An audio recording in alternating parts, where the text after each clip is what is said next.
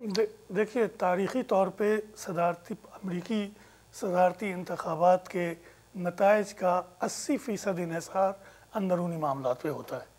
दाखिली उमूर आप president Bush से शुरू करें, बल्कि कार्टर से शुरू करें, जो फ़ी नफ्से ही बहुत अजीम सदर था, लेकिन चूँकि उसके दौर में इन्फ्लेशन बहुत हाई था, लोगों के हालात बड़े ख़राब हो गए थे, मईशत ख़राब थी, अनएम्प्लॉयमेंट रेट तकरीबन 13%, 9% पहुँच गया था।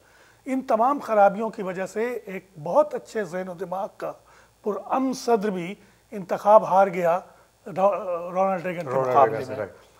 दूसरा मसला जो होता है वो ये होता है कि मईशत बुनियाद रही है शुरू से।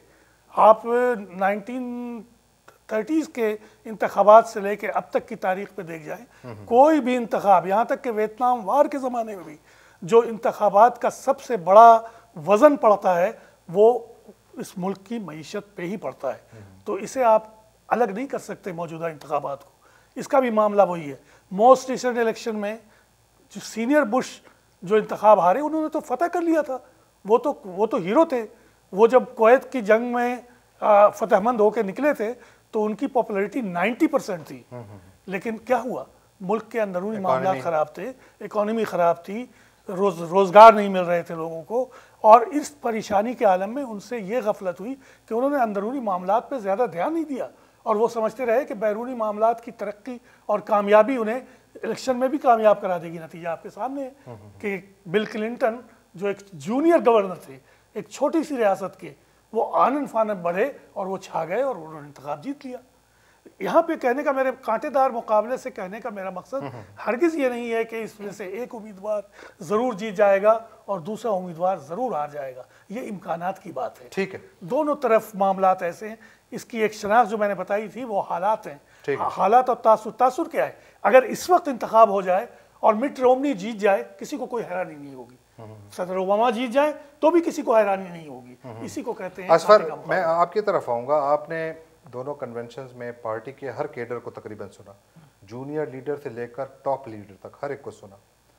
अगर इन इंतखाबात, नसीम अख्तर साहब कहते हैं कि इकॉनमी रोल प्ले करेगी, इसमें कोई शक नहीं है कि इकॉनमी रोल प्ले करेगी, लेकिन एक बहुत बड़ा सवाल ये भी उठाया जा रहा है कि क्या एक अच्छा इकोनॉमिस्ट जो कि दुनिया से बेखबर है, वो दुनिया के लीडर को बहैसियत एक इतनी बड़ी कौम और इतनी बड़ी मईशत के दुनिया को लीड कर पाएगा? क्योंकि अमरीकी सदर के बारे में तासुर ये होता है कि he is leading the world, so is he ready for that? Did you see, आपने जब वहाँ पर आप बैठे, क्या आपने ऐसा कोई तासुर नज़र आया कि रिपब्लिकन्स अमेरिका को लीड करने के लिए तैयार हैं फॉरेन पॉलिसी के ऊपर? नहीं, बिल्कुल नहीं। ऐसा जो एक देखें, मेरा ख्याल है कि जो अमरीकी वोटर्स हैं उसको इस बात की भी परवाह नहीं है कि उसका बैनुल-अक़वामी, जो अक्सरियत का वोटर, सबकी बात नहीं कर रहा, कि बैनुल-अक़वामी किरदार अमेरिका का क्या होगा। मुझे जो रिपब्लिकन्स के कन्वेंशन में मुझे कोई ख़ास प्रोग्राम नज़र नहीं आया मईशत की बहाली के लिए। उनके जज्बाती नारे हैं और वो जो आलमी सूरत हाल को की बुनियाद पर वो शायद गेन करना चाहते हैं। लेकिन फॉरेन पॉलिसी पर आपको क्या नज़र आया? फिर फॉरेन पॉलिसी पे उनका जो अज़ाइम नज़र आते हैं, वो ऐसा महसूस होता है कि दुनिया और ज़्यादा जंग व जदल की तरफ जाएगी। ठीक है, जबकि इनके मुकाबले में जो डेमोक्रेट्स ने दिया है, और आप उनके बिल क्लिंटन की तकरीर सुने, सबसे ज़्यादा जामे और सबसे ज़्यादा अदाद-ओ-शुमार के साथ जो तस्वीर थी, तकरीर मेरे ख्याल है शायद ओबामा से भी बेहतरीन तकरीर भी उन्होंने की, और वो एक बेहतरीन सपोर्टर है ओबामा के।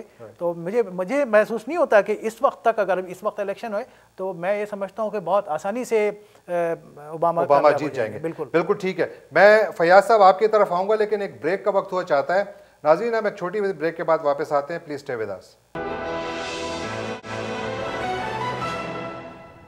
Welcome back after the break.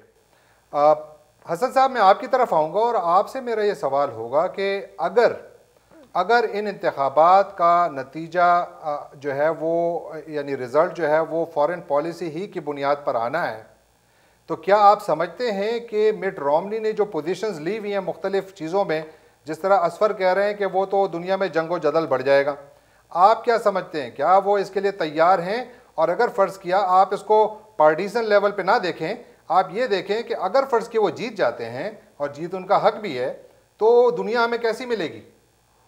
देखें, एक تو آپ یہ دیکھ لیں کہ مٹ رومنی کے ساتھ ان کے لوگ جو ہیں ایڈوائزرز کون ہیں جو فارن پالیسی کی، وہ سارے نیو کانس ہیں جو کہ پہلے بش کو رائے دیتے رہتے جنگ و جدل کی، تو وہ وہی مٹ رومنی کے پاس بھی ہے۔ اس کے بعد پھر ٹی پارٹی کا آپ جو انفلوئنس ہے ریپبلکن پارٹی پہ، اس سے آپ دیکھ لیں تو اس سے بھی یہی آپ کو انڈیا ملے گا کہ وہ ایران سے جنگ کی بات کرتے ہیں، مسلسل بات کر رہے ہیں، اور ہر دوسری تقریر میں ان کی ایک اشارہ ہوتا ہے کہ ایران سے جنگ کرنی چاہیے۔ تو ان کا ایک خاص جو ہاکس کا گروپ ہے وہ کافی سرگرم ہے، اور مٹ رومنی کے پاس جو پیسوں کا بھی ایج ہے، اس میں بھی بہت سارے ڈیفنس کانٹریکٹرز ہیں اور بہت سارے ایسے لوگ ہیں جو کہ وار پروفیٹیئرز کہلاتے ہیں۔ ہاں، بلکہ آئل مین، ساری کی جتنی بڑی آئل انڈسٹری ہے سارا ان کو پیسہ دے رہی ہے۔ آج کے نیو یارک ٹائمز میں خبر ہے، یہ بہت بڑی خبر ہے۔ تو کلیکشن زیادہ ہونے کی وجہ سمجھ میں آ رہی ہے نا؟ جی فرمائیے آپ۔ اور ریپبلکن پارٹی کے پاس ہمیشہ زیادہ پیسے، یہ کردار رہا ہے، صحیح بات۔ پیسے والوں کو پروٹیکٹ کرنے کی بات کرتے ہیں وہ ہمیشہ، وہ جو آپ ان کے ٹیکس اسٹرکچر کو دیکھ لیں جو پروپوز کر رہے ہیں اس سے آپ دیکھ لیں تو وہ بیسکلی وہ ملینئرز اور بلینئرز ان کو کیوں نہ سپورٹ کریں۔ بالکل صحیح ہے۔ تو بیسک ان کا، اور یہ جو انٹرنیشنل افیئرس میں، کیونکہ مٹ رومنی کی انڈرسٹینڈنگ بہت ہی لو ہے انٹرنیشنل افیئرس کے بارے میں، شاید انہیں اپنے وہ انٹرنیشنل افیئرس کو سمجھتے ہیں، ان کے جو سوئس بینک میں اکاؤنٹس ہیں اور جو جمیکا میں اور جو آف شور اکاؤنٹس ہیں وہ جو ہے وہی فارن پالیسی ہوتی ہے۔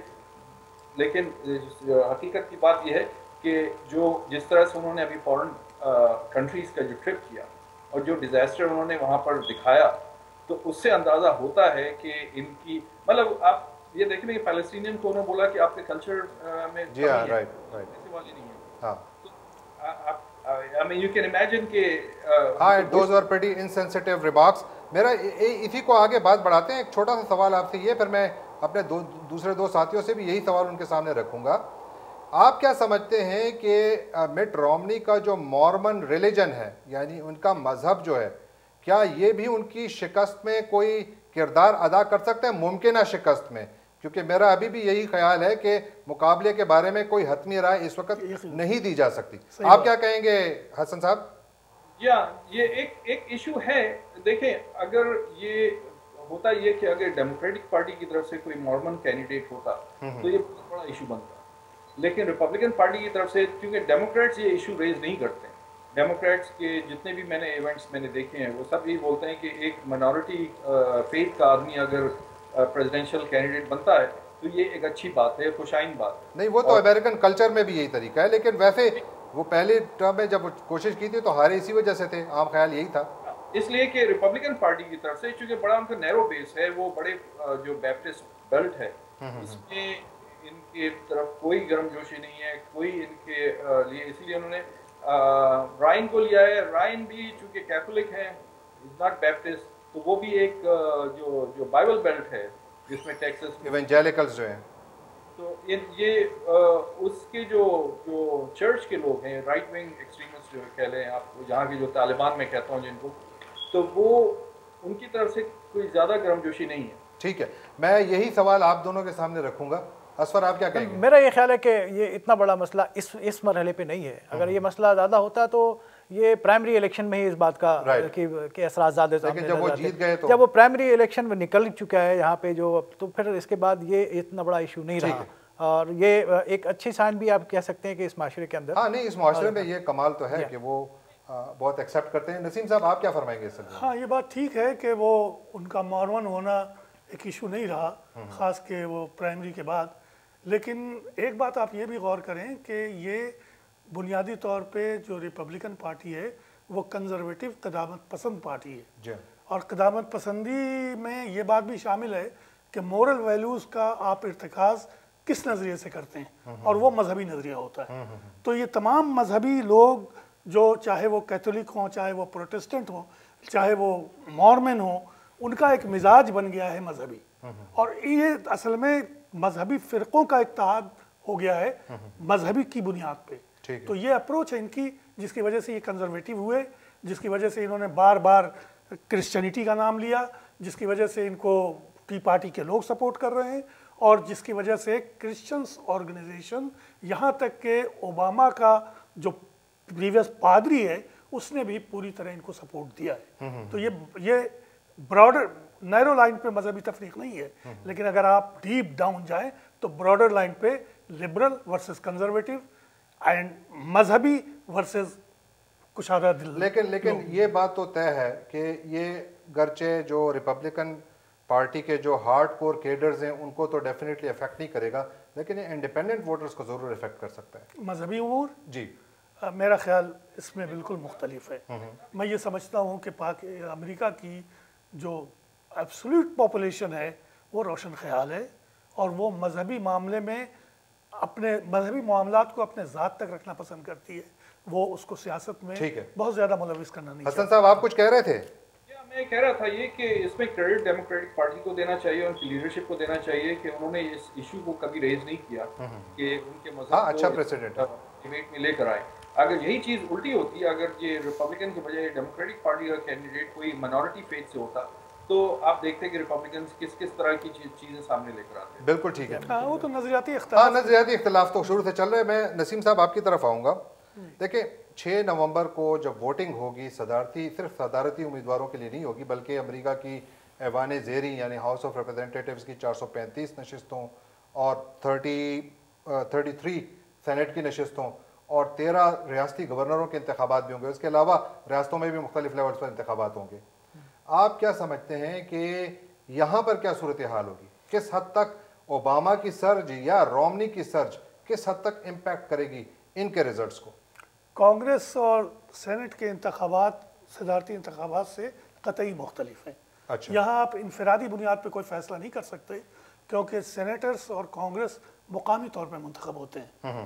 کلیکٹیو نتائج نکال سکتے ہیں آپ. کلیکٹیو نتیجہ یہ ہے کہ ریپبلکن پارٹی کو 2010 میں میجورٹی حاصل ہو گئی کانگریس کی, بالکل, اور جس کی ایک وجہ یہ تھی کہ صدر اوباما جس پروگرام کو لے کے چل رہے تھے, چاہے اس کی توجیہات کچھ کی جائیں کہ ورثے میں انہیں پرابلم ملی یا مسائل پہلے سے کھڑے تھے, گمبھیر تھے, آپ توجیہ کچھ بھی کریں, مگر ایک بات تو ٹھیک تھی کہ ایک سٹنگ پریزیڈنٹ کے اعمال نامے میں ترقی اور معاشی ترقی کا بالخصوص کوئی عمل تھا نہیں ایسا جو لوگوں کو متاثر کرتا. اس کے ری ایکشن میں ٹی پارٹی وجود میں آئی, اور اس نے کانگریس میں یہ کوشش کی کہ مخالف پارٹی یعنی ریپبلکن پارٹی کی میجورٹی ہو جائے, جو ہو گئی.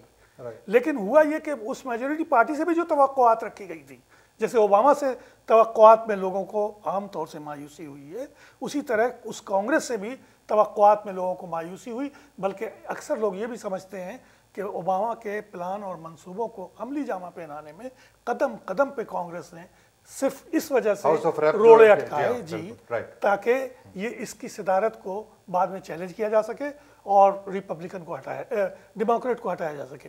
تو اب لوگوں میں مایوسی ہے.